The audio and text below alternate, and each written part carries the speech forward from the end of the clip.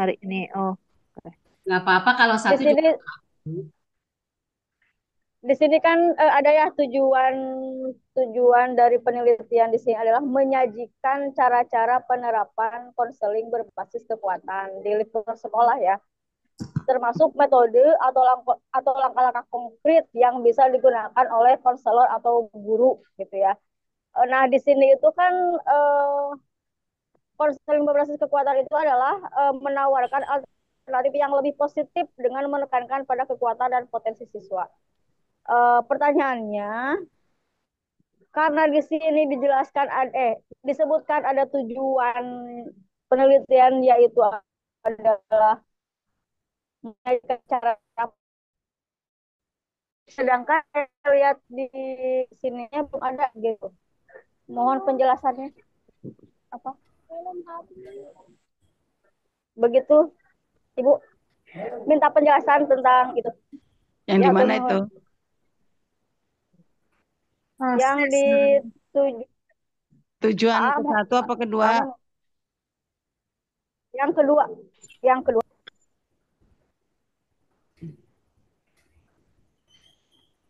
Ya,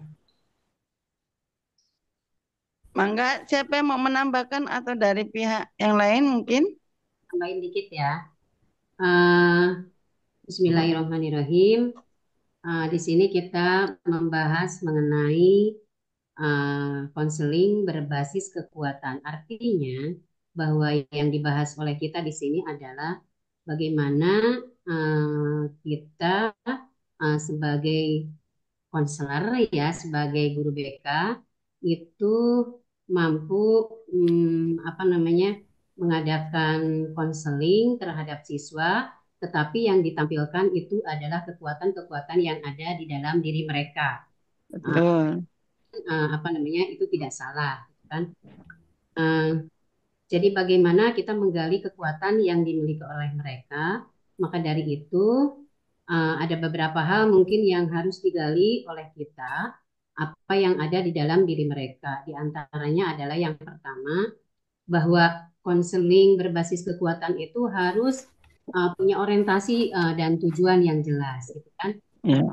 Bagaimana kita mau apa namanya memberikan bimbingan kepada mereka sehingga mampu memberikan motivasi kepada mereka gitu kan sehingga mereka itu dengan diberikan motivasi oleh kita minimal mereka mampu apa namanya menjawab masalah yang dihadapinya dan juga yang kedua pada perkembangan selanjutnya adalah mampu menjawab tantangan yang ada di dalam dirinya. Tuh, jadi harus berbasis kekuatan tentunya yang pertama. Setelah itu ada yang kedua yaitu bagaimana kita menilai kekuatan mereka. Jadi kita mengidentifikasi apa yang menjadi kekuatan mereka sehingga kita tidak berfokus kepada kelemahan. Kalau kita fokusnya kepada kelemahan, nantinya justru melihat sisi baik daripada diri kita, gitu kan? Lihat adalah kekuatan-kekuatan yang mereka miliki sehingga dengan kita menggali kekuatan yang mereka miliki akhirnya setelah kita apa namanya berbicara dengan mereka gitu kan ngobrol dengan mereka timbullah gitu kan kepercayaan yang ada di dalam mereka. Nah itu jadi kekuatan mereka kita angkat sekian rupa dan itu saya yakin itu bukan hebat ibu gitu kan ketika ngobrol sama anak jadi anak itu yang diangkat adalah kekuatan-kekuatan mereka contoh apa namanya mereka ketika belajar semangat gitu kan yang kedua ketika belajar mereka itu fokus dan lain sebagainya jadi kita angkat-angkat saja yang menjadi hal-hal yang positif dalam diri mereka Betul. terus lanjut bagaimana kita apa namanya memberikan konseling terhadap mereka dengan memperkuat hubungan dengan lingkungannya. Jadi kalaupun bagaimana setelah kita ngobrol dengan anak, anak itu diberi kekuatan oleh kita sehingga anak itu memang selain mereka apa namanya berdiskusi dengan dirinya sendiri, mereka juga mampu mengekspresikan dirinya terhadap lingkungan yang ada. Sehingga dengan seperti itu nanti akan tumbuh yang namanya apa namanya kepercayaan diri mereka, dan setelah itu kita juga mampu mengidentifikasi gitu kan kekuatan-kekuatan yang ada di dalam diri mereka. Terkadang tidak sedikit anak yang apa namanya dalam tanda kutip nakal gitu ya, tetapi dalam pergaulan terkadang mereka itu apa namanya kepeduliannya tinggi, solidaritasnya tinggi gitu kan, kebaikannya juga luar biasa, dan gitu kan. Itu kan kekuatan-kekuatan yang ada di dalam diri mereka. Sehingga dengan adanya konseling seperti itu, akhirnya mereka menjadi lebih percaya diri. Itu menurut saya. Terus selanjutnya adalah mengembangkan harapan. Dengan keterangan-keterangan yang tadi, mudah-mudahan kita juga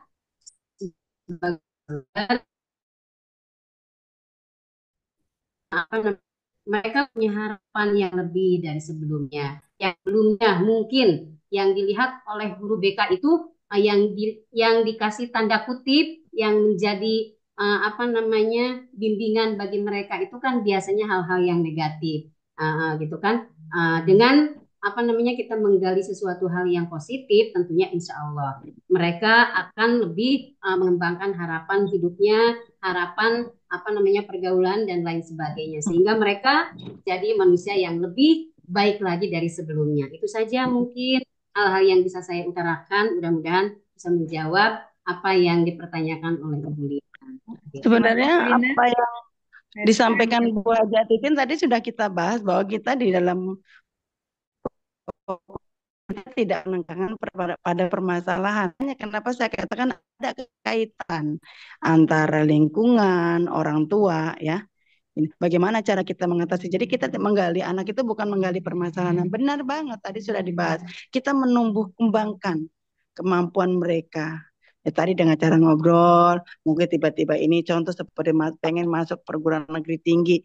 Kita beri asupan untuk mereka bahwa kamu bisa, kamu mampu, dengan kita mengajak mereka berprolog kata lah untuk menggali-gali kemampuan mereka dalam berbicara. Tinggal kembali lagi ya tadi dikatakan bahwa semua pendekatan yang kita lakukan tentu saja untuk menumbuh kembangkan. Makanya kita di sini mengambil berbasis kekuatan, bukan berbasis permasalahan. Benar banget apa yang ditambahkan oleh Bu Hajah Titin. Terima kasih asupannya Bu Hajah Titin. Oke, terima kasih kepada Bu Gawi sama Bu Titin. Bagaimana Bu Lina? Ya, siap. Oke, sami-sami mohon. Mangga apa Bapak? Pak Tresna. Oh, baik. Waduh, menarik sekali ya kekuatan di sini. Jadi teringat kekuatan Satria Baja Hitam ini ya.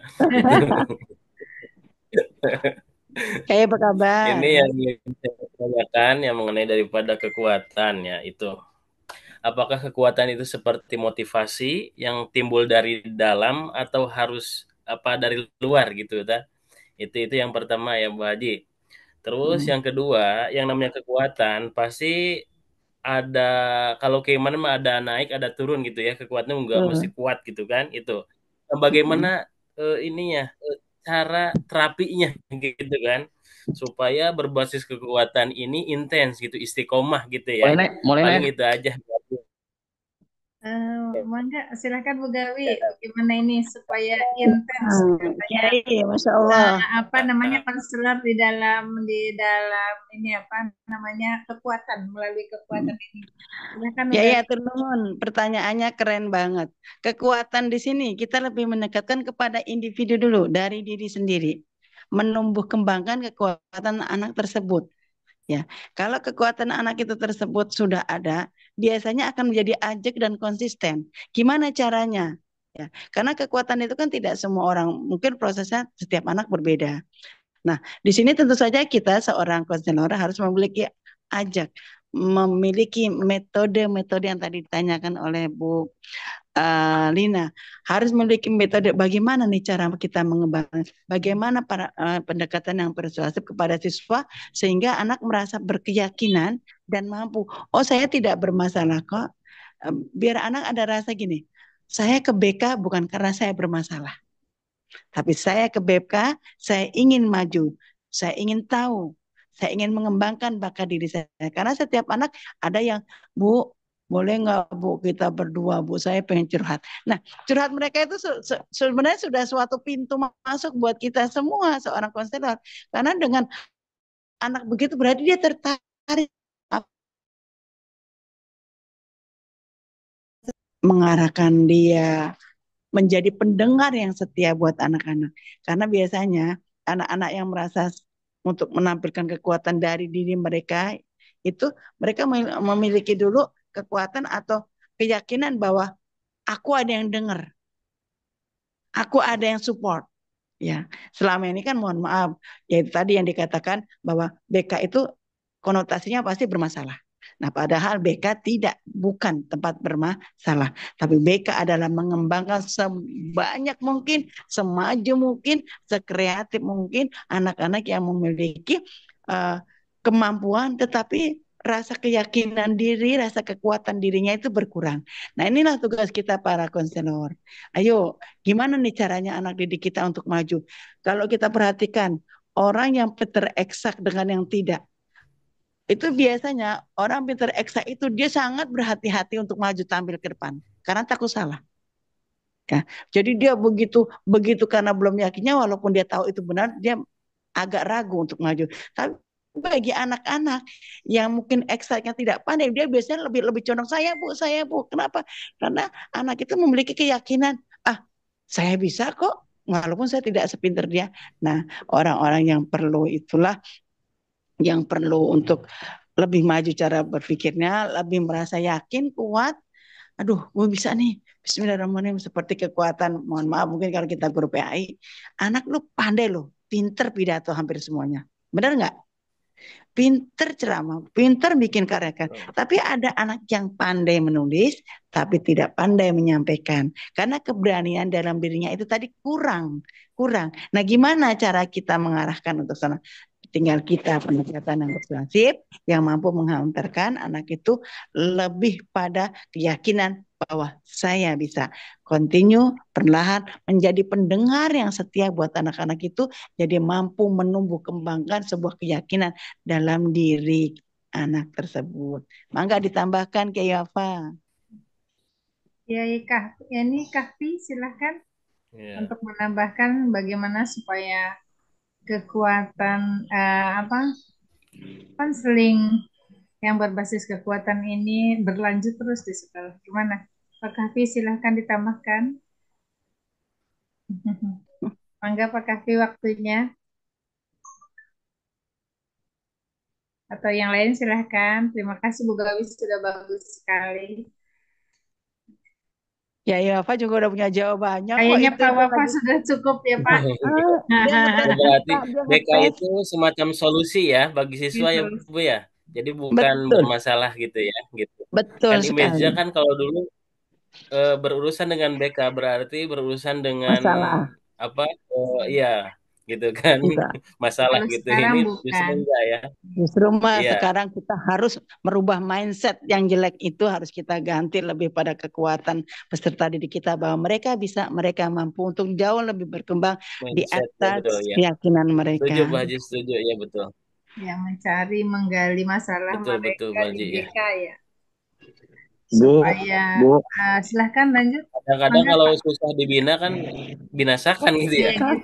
Bu, bimbingan konseling kekuatan itu ya sebetulnya bagaimana kemudian siswa itu ketika mengalami kesulitan atau hambatan dalam proses pembelajaran, atau mereka ketika ada dalam sebuah lingkungan keluarga, pertemanan gitu kan, ini bimbingan konseling berperan untuk memberikan solusi-solusi ya, memberikan sebuah jawaban-jawaban sehingga tidak lebih kepada memberikan peringatan, memberikan kemudian ya bicara ngomongin lah, tidak landasin. Di rumah juga kan dia sering diomongin orang tua, dinasehatin gitu. Ini lebih kepada mengarahkan, saya kira ya, bimbingan konseling itu lebih kepada mengarahkan solusi yang tepat itu seperti apa gitu kan ya. Dan mereka pasti bisa. Pakai ya. Ya, Jadi lebih kepada solusi gitu ya. Jadi ketika mereka mengungkapkan permasalahan yang ada, ya baik misalkan dalam pembelajaran, di lingkungan sekolah atau di lingkungan keluarga atau pertemanan, kadang-kadang kan ada banyak anak yang memang ketika dia berprestasi banyak temannya itu yang iri gitu ya, sehingga motivasi belajar dia itu berkurang karena memang ada yang iri dari teman dekatnya misalkan dijauhi, sehingga dia tidak banyak teman sedikit sekelilingnya gitu. Itu juga bisa mempengaruhi motivasi belajar dia, sehingga nggak mood sekolah di situ, ingin pindah sekolah atau apalah bahasanya. Nah ini juga kadang-kadang menurunnya semangat ya, motivasi belajar karena memang permasalahan yang ada. Nah, mungkin bimbingan konseling ini adalah menumbuhkan atau mengembangkan kekuatan ya, atau menumbuhkan potensi yang ada dalam diri siswa untuk lebih bersemangat gitu dengan solusinya seperti ABCD dan lain-lain. Mungkin itu tambahannya Bu ya. Saya kira Ya, mengarah kepada bagaimana solusi untuk menangani hambatan atau kesulitan yang ada dalam siswa itu sendiri gitu ya. Itu aja Bu ya. baik Pak, terima kasih banyak Pak Agus. Ya, Keren. menambahkan berarti Mangga. seperti ini ya, Tuturi Handayani ya, itu ya, filosofis itu ya, Yo, itu. betul. Jadi lebih kepada menghantarkan dan membimbing gitu ya, bukan Betul. menjerumuskan, gitu ya, Bu Haji ya. Betul, betul banget, betul banget. Iya, baik, seperti itu aja. Terima kasih. Ya, Oke, makasih banyak. teman-teman, gimana? Mangga Saya rasa yang lain. cukup agar Bu Titin bisa tampil. Ya, saya kira udah cukup Bu. Sudah cukup. Alhamdulillah. Ini di sini ada Pak Arif. Tidak tidak ada yang ditanyakan Pak Arif. Bu Lina sudah. Sudah Cukup Pak Arif. Tidak bertanya. Mangga. cukup ya. Cukup. Oh ya sudah. Kalau gitu ini persembahan dari kami, presentasi dari kami, dari saya dan Bu Gawi. Kesimpulannya dari konselor yang berbasis kekuatan ini adalah suatu motivasi yang harus diberikan kepada siswa, nah, pendampingan agar siswa itu menjadi lebih mandiri, menjadi ya membuat harga dirinya selalu tumbuh, tidak tidak apa ya namanya, tidak lemah, tidak lemah. Dari dukungan-dukungan yang kita sebagai konselor yang ada di sekolah. Itu saja dari kami. Cukup sekian. Mohon maaf jika ada kesalahan, ada kekurangan dari kami. Terima kasih atas koreksinya, bantuan dari presentasi ini tersebut. Juga saya ucapkan terima kasih.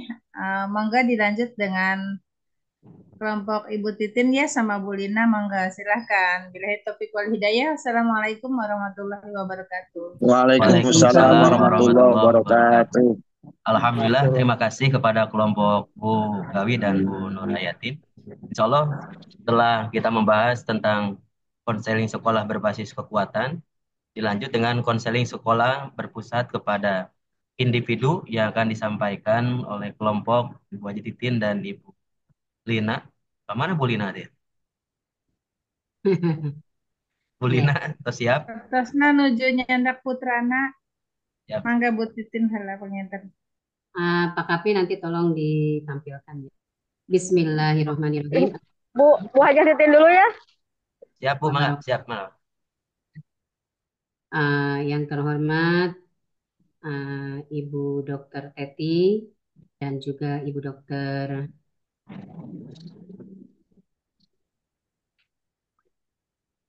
Ifah ya, ya. Dan yang kami hormati kawan-kawan semua, mahasiswa S3 Uninus. Syukur kehadirat Allah Subhanahu wa Ta'ala, salawat dan salam mudah-mudahan surah kepada junjungan kita Nabi besar Muhammad Sallallahu Alaihi Wasallam. Bapak, Ibu dosen dan juga kawan-kawan semua, kesempatan ini kelompok kami membahas tentang konseling sekolah yang berpusat pada, kalau tadi kita membahas konseling berbasis pada apa namanya kekuatan ya. Sekarang konseling sekolah berpusat pada individu. Ini kita membahas buku ya, dipadu-padankan dengan sesuatu yang tentunya tentang bimbingan konseling. Landasan dan epistemologi teori yang berpusat pada orang ini adalah atau pada individu. Tokohnya adalah Rogers. Menurut beliau, individu itu adalah merupakan pusat dari sesuatu yang selalu berubah. Ya, selalu berubah, pertama dalam dunia pengalaman dan juga selalu merespon realitas fenomenologis sebagai yang terorganisir secara keseluruhan. Ya. Selanjutnya, sejak lahir, anak mempunyai satu kecenderungan dasar aktualisasi atau dorongan untuk bergerak menuju pertumbuhan. Kalau kita dalam Islam tentunya ada kullu mauludin yuladu alal fitrah kali ya gitu. Mudah-mudahan ini tidak salah. Jadi kita sebagai manusia selalu berkembang. Kita perkembangannya bukan berarti perkembangan secara fisik, secara mental. Di sini dalam buku tersebut dibahas juga tentang teori perubahan. Yang namanya teori perubahan itu adalah kecenderungan mengaktualisasikan diri, gitu kan?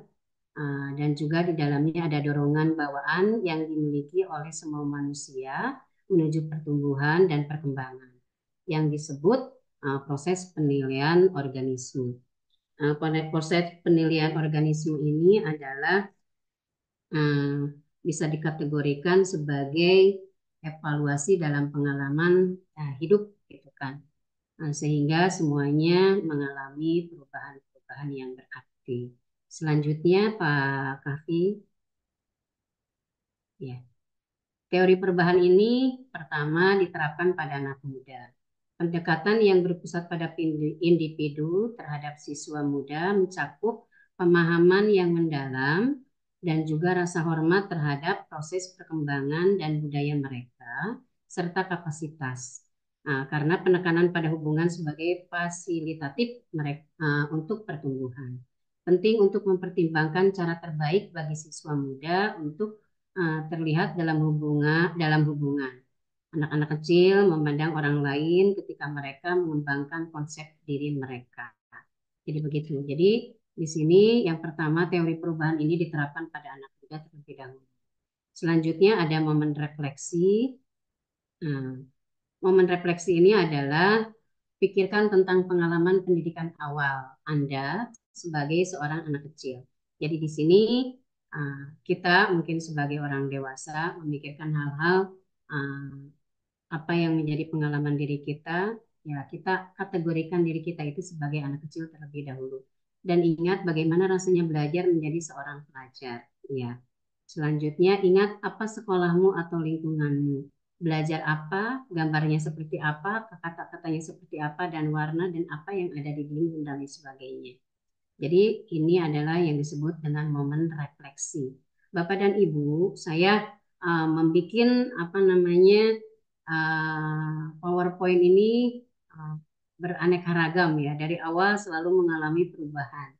Saya di satu sisi saya ingin membahas tentang materi ini, terus di sisi lain juga saya ingin membahas buku yang ada, kan? Untuk apa diterjemahkan kalau seandainya tidak diperlukan.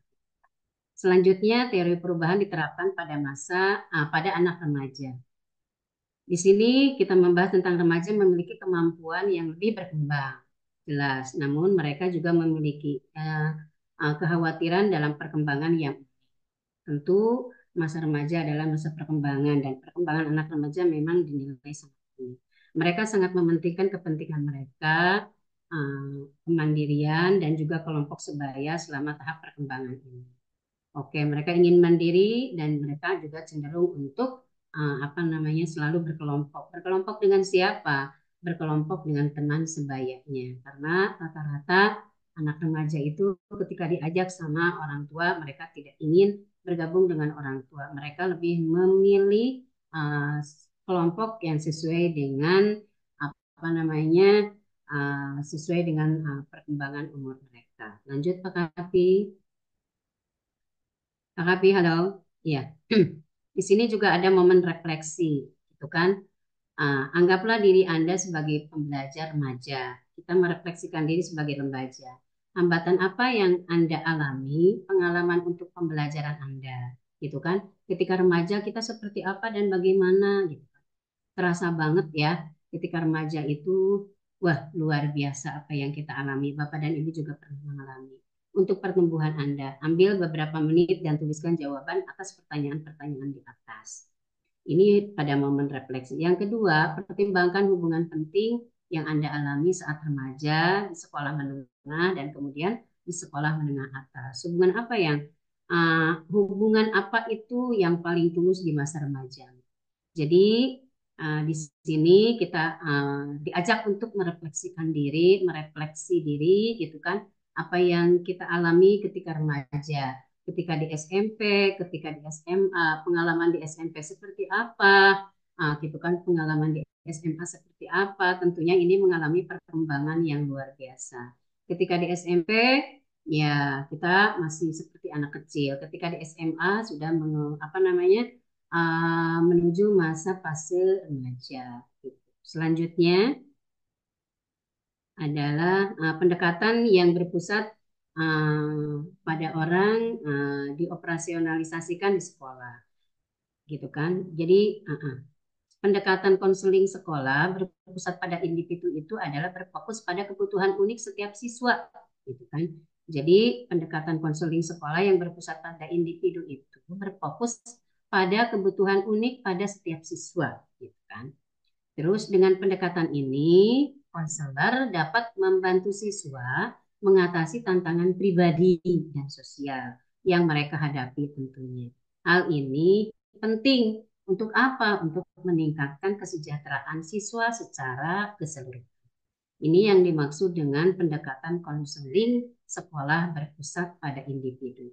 Jadi konseling yang dilakukan oleh sekolah itu adalah bagaimana kita mengidentifikasi kebutuhan siswa dan bagaimana kita mampu membantu siswa mengatasi yang pertama adalah tantangan yang ada di dalam dirinya, yang kedua adalah tantangan secara sosial tentunya.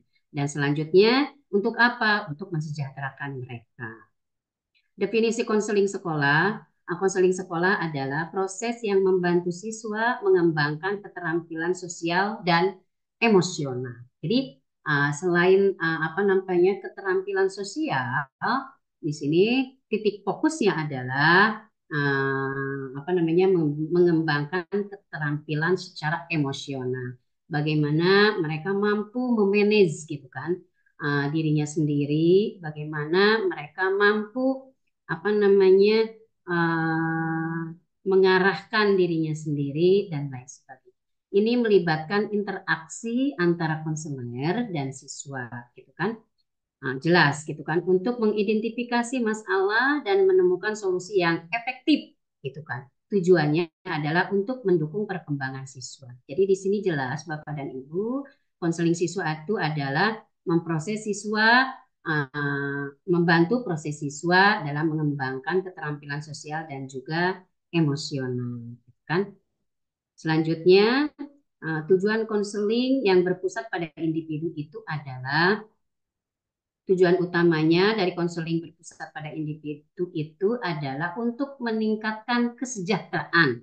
Jadi anak-anak setelah diadakan konseling secara individu, minimal nanti ada kesejahteraan. Kesejahteraan apa? Kesejahteraan minimal tadi juga sudah dibahas, itu adalah mengenai kesejahteraan sosial dan juga kesejahteraan secara psikologis atau emosional dengan memahami kebutuhan dan masalah pribadi mereka.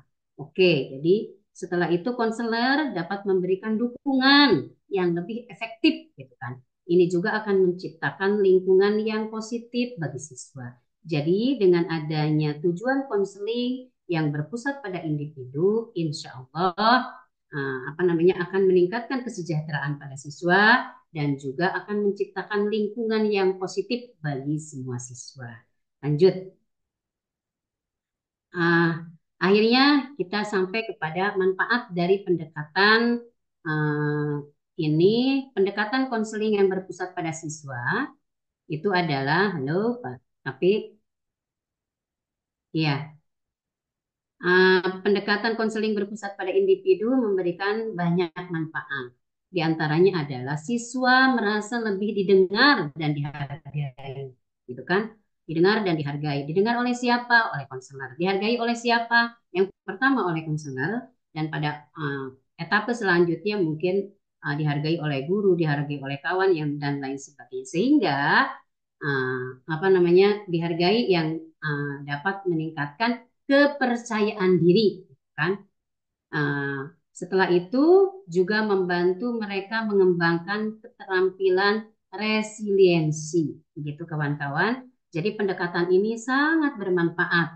Manfaatnya adalah mereka lebih pede, gitu kan, dalam melakukan hal apapun. Jadi selain kita mendengar apa yang menjadi keluhan mereka, setelah itu mereka menjadi lebih percaya diri, sehingga mereka kelihatan lebih bahagia, lebih positif dan lain sebagainya. Lanjut. Proses konseling. Jadi setelah itu kita lihat dulu ini proses konselingnya seperti apa dan bagaimana sih, kan? Konseling individu itu, proses konseling melibatkan beberapa langkah. Yang pertama, identifikasi masalah. Apa yang menjadi masalah di dalam siswa tersebut. Setelah itu, penilaian kebutuhan siswa. Apa yang menjadi kebutuhan dasar siswa. Setelah itu, pengembangan rencana intervensi. Apa yang menjadi rencana bagi konselor untuk mengintervensi mereka. Langkah-langkah apa yang harus dilakukan. Konselor dalam hal ini bekerja sama dengan siswa. Kalau tidak ada kerjasama, saya yakin tidak akan pernah tercapai yang namanya tujuan yang diinginkan melalui proses ini. Itu proses konseling. Jadi yang pertama identifikasi masalah, penilaian, dan akhirnya pencapaian tujuan. Di sini ada tentunya ada peran dari konselor. Peran konselor sekolah ada berapa slide? Ini baru keberapa, Pak Kapi? Nanti bagian Bu Ini Lina. slide ke-13, Bu. Tinggal 12 slide lagi. Peran konselor sekolah itu adalah sebagai pendengar. Jadi sebagai konselor itu sebagai pendengar dan juga fasilitator. Kita mendengarkan apa yang menjadi keluhan mereka, Bapak dan Ibu yang pernah menjadi guru pembimbing guru BK itu luar biasa. Mendengarkan keluhan mereka, yang pertama kita senang gitu kan. Yang kedua, kita juga kadang-kadang terlibat dengan perasaan mereka gitu kan. Yang selanjutnya kita tidak sedikit akhirnya kita juga larut dengan apa yang mereka rasakan gitu kan. Mereka membantu siswa dalam mengatasi masalah. Yang pertama, masalahnya secara apa? Tentunya karena ini adalah adanya di sekolah, yang dihadapi adalah masalah akademis. Setelah itu masalah sosial. Sosial yang di mana? Bisa aja masalah sosial yang ada di sekolah dengan temennya, dengan gurunya, gitu kan. Setelah itu juga mungkin dengan orang tuanya dan juga emosional. Peran ini sangat penting untuk menciptakan lingkungan belajar yang sehat dan mendukung. Bapak dan Ibu, gitu kan, apabila anak bermasalah, bukan bermasalah, apabila anak mempunyai masalah dan masalah itu tidak dipecahkan, saya yakin itu akan mengganggu konsentrasi mereka dalam belajar. Maka dari itu, di sini diperlukan bantuan konselor. Pertama untuk mendengarkan, gitu kan, apa yang menjadi keluhan mereka, sehingga dengan keluhannya yang didengarkan oleh kita, belajar mereka menjadi lebih semangat dan mereka juga belajar secara sehat, gitu kan. Lanjut. Selanjutnya adalah keterampilan dari seorang konselor. Harus seperti apa dan bagaimana seorang konselor. Kalau kemarin kita udah membahas ya yang menjadi apa namanya apa ya hal-hal yang harus dilakukan oleh seorang konselor gitu kan. Sekarang keterampilan konselor. Konselor perlu memiliki keterampilan komunikasi. Ini dia. Kalau seorang konselor atau guru BK minimal ya, tidak mampu berbicara, tidak mampu menggali masalah dari anak, tidak mampu berkomunikasi apa namanya dengan baik dengan anak, gitu kan? Tidak mampu empati dan apa namanya dan kemampuan untuk membangun hubungan yang percaya dengan siswa. Keterampilan ini juga sangat penting untuk menciptakan suasana yang aman dan nyaman bagi siswa. Jadi ketika kita berbicara dengan siswa, itu tentunya kita harus apa namanya public speaking kita juga harus bagus gitu kan. Kita berkomunikasi dengan anak, bagaimana anak supaya percaya sama kita, bagaimana supaya anak itu mampu menceritakan apa yang menjadi masalah dalam diri mereka gitu kan. Setelah itu mereka juga tidak akan pernah bercerita kepada kita kalau mereka tidak percaya sama kita gitu kan. Nah itu sehingga anak-anak itu menjadi aman, nyaman setelah bercerita itu plong apa yang menjadi masalah bagi mereka. Lanjut, KKP, halo. Alhamdulillah, sesi pertama telah selesai. Hey, belum. Dilanjut, oh, belum. Dilanjut, Bu Lina, ya Bu Lina. dilanjut Oh ya, oleh Bu Lina ke siap. materi kedua. Baik, untuk selanjutnya di sini ada keterampilan konselor. Konselor itu perlu memiliki keterampilan komunikasi ya, baik yang apa sih? Bentar-bentar. Oke, ulang ya. Yang ini bukan yang pendekatan holistik ya. Iya, Neng. Pendekatan holistik, pendekatan konseling harus bersifat holistik, yaitu memperhatikan seluruh aspek kehidupan siswa. Ini mencakup aspek fisik, emosional, sosial, dan akademis. Dengan cara ini, konselor dapat memberikan dukungan yang lebih komprehensif.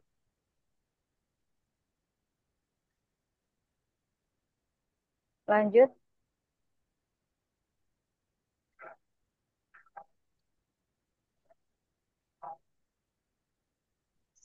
Next. Nah, di sini ada keterlibatan orang tua ya. Jelas siswa dengan guru, dengan orang tua itu sangat berkaitan erat. Halo? Iya, sok mangga, Neng. Halo? Iya, kita ada. Halo? Ya, ada, Neng. Sok. Halo? Ada. Oh, ada. Keterlibatan orang tua sangat penting dalam proses konseling. Konselor perlu berkomunikasi dengan orang tua untuk memahami latar belakang siswa dan mendukung perkembangan mereka. Ini menciptakan kemitraan yang kuat dan sekolah. Jadi kalau ada masalah di siswa, pasti seorang konselor itu harus memiliki informasi mendalam selain dalam kaitannya di sekolah juga tentu informasi dari orang tua pun itu sangat penting ya. Karena biasanya kalau anak agak sedikit soleh gitu ya, biasanya emang suka ada karena orang tuanya sibuk gitu ya. Pasti itu berhubungan erat sekali dengan orang tua, dengan keadaan orang tua masing-masing gitu. Kemudian next. Nah, di sini ada program kesejahteraan siswa. Sekolah dapat mengimplementasikan program kesejahteraan siswa yang melibatkan konseling berpusat pada individu. Program ini dapat mencakup workshop, seminar, dan sesi konseling individu. Tujuannya adalah untuk meningkatkan kesadaran dan dukungan bagi siswa. Pernah emang ada berupa seminar mengundang orang tua, itu dilakukan oleh sekolah gitu ya, dan itu mungkin kalau sekolah itu bagaimana kebutuhan sekolahnya gitu. Cuman Pernah. Kalau di sekolah saya pernah ada. Kemudian next,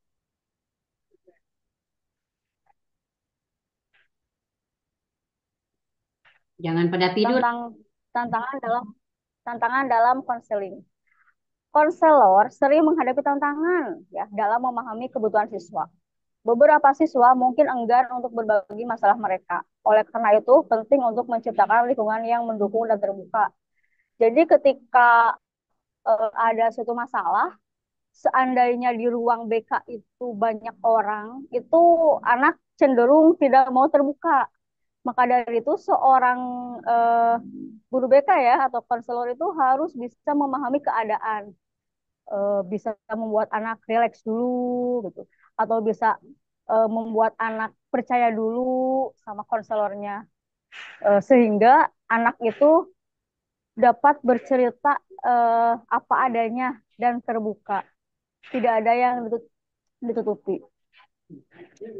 Next,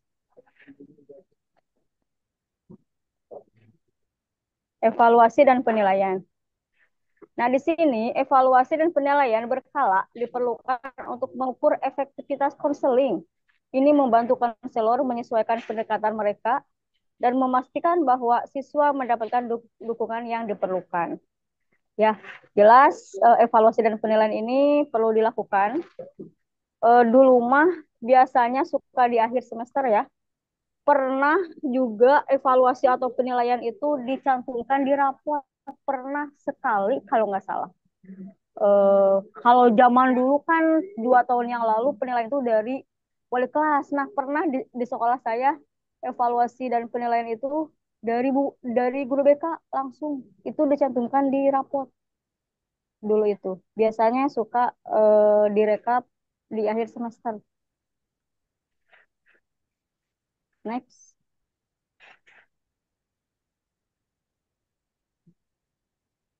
pentingnya pelatihan. Konselor memerlukan pelatihan yang tepat untuk melaksanakan pendekatan ini. Pelatihan yang berkelanjutan membantu mereka mengikuti perkembangan terbaru dalam bidang konseling dan meningkatkan keterampilan mereka. Ya, betul. Biasanya guru BK suka ada pelatihan keluar. Kemarin contohnya ke Sukabumi pernah. Itu gabungan guru BK se-Jawa Barat. Kemudian next. Bu, ini studi kasus dimasukkan. Ya, nggak apa-apa. Studi kasus dapat memberikan wawasan tentang bagaimana konseling berpusat pada individu, dapat berdampak pada kesejahteraan siswa. Melalui analisis kasus nyata, kita dapat memahami tantangan dan keberhasilan dalam praktik konseling. Ya, studi kasus itu jelas memberikan dampak pengalaman bagi kita dalam menganalisis suatu masalah. Itu biasanya berpengalaman bagi konselor, bagi masalah yang lainnya gitu. Karena anak mah nggak jauh berbeda masalahnya, pasti hampir sama.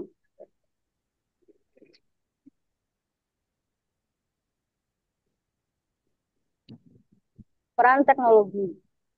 Teknologi dapat mendukung proses konseling dengan menyediakan sumber daya tambahan dan platform untuk komunikasi. Penggunaan aplikasi dan alat digital dapat membantu siswa merasa lebih nyaman dalam berbagi masalah mereka. Ya, jadi mungkin ini Bu bagi sekolah yang sudah ini ya IT-nya, anak-anak bisa memberikan atau mengeluarkan atau curhat masalahnya melalui peran teknologi. Kalau di sekolah saya sih belum belum ada.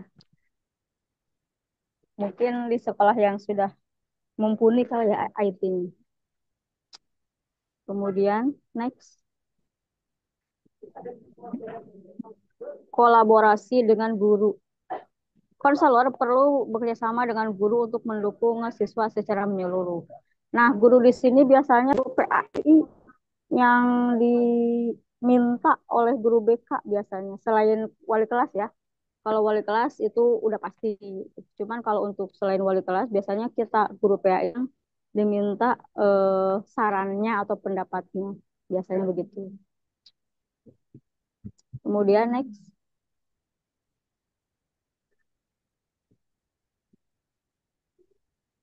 Kesimpulan, pendekatan konseling sekolah berpusat pada individu sangat penting untuk meningkatkan kesejahteraan siswa. Dengan memahami kebutuhan unik mereka, konselor itu dapat memberikan dukungan yang lebih efektif. Ini menciptakan lingkungan belajar yang positif dan mendukung bagi semua siswa.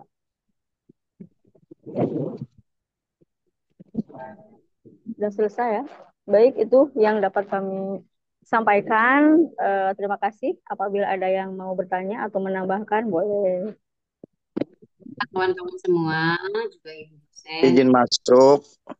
bisa Izin. kita persilakan mengenai masalah pusat pada Izin masuk. hidup. Izin bertanya. Izin masuk. Kan, enggak. Dari siapa dulu yang pertama? Saya dulu aja ya. Ya. Nah, aku Ah, ketiga nggak apa-apa. Ini terkait bimbingan konseling terhadap individu ya. Tentunya konselor ini meski harus memiliki kepribadian yang memang santun, murah senyum, bijak ya, terus sabar gitu ya, lapang dada. Karena banyak orang yang memang dia itu tidak mau ya seolah-olah dinasehatin karena banyak ada teman ada siswa yang memang susah ya, susah dinasehati, susah diomongin gitu, selalu melakukan kesalahan sampai beberapa kali gitu. Nah ini menyikapi anak seperti ini, bagaimana cara memberikan konselingnya gitu? Apakah home visit kita yang ke rumah, atau misalkan karena kan sulit-sulit kalau anak seperti itu. Apakah memang sudah ditelepon aja orang tuanya? Apa gimana coba? Saya pengen pengen berbagi pengalaman buat ibu-ibu semuanya. Ya itu aja. Assalamualaikum. Assalamualaikum warahmatullahi wabarakatuh. Enggak, Bu Ya, Gawi. Enggak, boleh. oke. Bismillahirrahmanirrahim. Assalamualaikum warahmatullahi wabarakatuh. Assalamualaikum warahmatullahi wabarakatuh. Makasih Bu Haja Titin beserta Bu Lina yang telah memberi kesempatan saya. Pun saya sebenarnya dari BK awal itu masih mengganjal. Tetapi karena kondisi saya waktu itu merasakan nikmat, sekarang sih merasakan nikmat tapi tidak senikmat-nikmat yang kemarin. Yang ingin saya tanyakan seperti ini, Bun. Sebatas mana kerahasiaan yang dipegang oleh seorang konselor terhadap siswanya? Apakah benar-benar dirahasiakan setiap kejadian sehingga satu, tanda kutip, wali kelas tidak tahu, dua, guru agama juga tidak memahami, baru tahu ketika terjadi final dan finalnya itu sangat tanda kutip negatif, barulah keluar kalimat kami dipanggil misalnya gitu. Nah, ini saya sendiri sempat merasa marah. Jujur, saya manusia biasa, tapi saya sempat marah. Ini memang kisah nyata ya. Artinya gini, Bun. Saya marah, saya gebrak gitu. Kenapa kalau ada permasalahan kami tidak pernah diajak kasih tahu? Kami tidak pernah taunya cuma final bahwa kami akan mengeluarkan anak begini. Terus nilai agamanya tolong ya dikasih sekian biar anak ini tidak naik kelas karena tanda kutip sudah bla bla bla bla bla bla bla bla. Nah, saya bingung bla bla bla bla. Dia saya pegang dari kelas 1 sampai kelas 3 tidak ada bla bla bla. Ya. Nah, itu saya gimana ya? Merasa saya orang tua. Saya dulu koordinator kepala BK loh saya. Saya koordinator kepala BK. Tapi kemudian saya mengundurkan diri karena saya orangnya sifatnya keras pun jujur. Kalau tidak sejalan dengan agama dan tidak sejalan dengan hati saya mundur. Saya taruh jabatan saya. Saya nggak peduli itu jabatan apapun di mata saya. Kalau saya orangnya begitu. Jadi saya serahkan. Tetapi ya itu tadi, kesini berkembanglah guru BK sampai overload. Sampai sekarang 8 lah guru BK. Dan semuanya tahun ini semua diangkat P3K lah ya. Kalau bahasa saya bocah kemarin sore songong. kurang ajar, kurang asem dan semuanya. Saya simpulkan pada saat itu. Karena mereka dengan mudahnya mengatrol nilai dengan memohon kepada kita agar nilainya didaunkan. Sementara saya tidak tahu permasalahannya apa gitu loh. Ya bun, anak ini nggak naik kelas gini loh. Selama proses 3 tahun ini saya tidak pernah mendengar dan semua guru BK benar-benar mengclose. Seharusnya kan memang benar ada sistem kerahasiaan, tapi rahasia yang bagaimana yang harus kita jalanin kan begitu ya Bun ya. Mohon tuh Bun soal kerahasiaan tuh gimana sih Bun? Saya Ya, aduh, mohon deh ya Bu, mohon pengertiannya. kita mau jawab. Terima kasih, Nah, Dwi. kalau untuk masalah itu ya Bu ya, kayaknya bukan hanya sekolah Ibu aja, di sekolah saya juga ada. Tapi ini mah apa ya, kemarin itu di sekolah saya pemecahan masalahnya kita ini ya, yang tidak setuju dengan anak itu dikeluarkan atau tidak naik itu kita langsung lapor ke kepala sekolah. Sudah, Nah, itu udah next. Nah, nah, ketika kita lapor ke kepala sekolah nih ya, kita guru yang sangat sayang lah anak ini kok nggak naik kelas, padahal dia punya kemampuan lain ya. Ya karena kan anak-anak itu beda-beda ya kemampuannya gitu. Nah, ketika ke kepala sekolah ngadu ngobrol, barulah kepala sekolah ngambil kebijakan gitu, Bu. Eh, Kalau pengalaman Lena kemarin mah begitu. Akhirnya Sekali. oleh kepala sekolah lah tidak bolehkan, nggak naik, harus naik semuanya gitu. Enggak, yang Begitu saya itu. ingin tahu bukan masalah naik dan tidak naiknya. Sebatas mana kerahasiaan itu yang hanya BK yang tahu. Itu aja. Oke, Sebatas mana itu aja. terima kasih. Dwi. Pertanyaan yang luar biasa. Ini sering terjadi di sekolah kita, baik di SMA, maupun SMK, di SMP, bahkan mungkin di SD ya. Eh, apa namanya permasalahan yang sangat klasik gitu ya. Jadi yang dipertanyakan oleh Ibu Gawi itu sebatas mana kerahasiaan seorang guru BK gitu kan apabila ada masalah gitu kan. Nah, apakah masalah itu yang mengetahui hanya guru BK saja sehingga Enggak. tidak ada solusi gitu kan solusi yang terbaik untuk anak tersebut gitu kan. Nah, sementara anak tersebut apa namanya harus mengalami kemajuan baik itu dalam sikap maupun dalam akademik gitu kan intinya mungkin seperti itu. Nah ini yang terkadang apa namanya ada yang salah kaprah. Jadi kerahasiaan itu sampai sejauh mana? Yang pertama yang harus diidentifikasi adalah masalah terkait dengan anak, gitu kan? Masalahnya seperti apa dan bagaimana? Kalau masalah yang pertama masalah akademik, kan? Masalah dalam pembelajaran. Berarti, gitu kan? Kita apa namanya guru BK apa namanya mengkomunikasikan dengan anak didiknya. Setelah itu ditanyakan apa yang menjadi kesulitan dalam contoh mata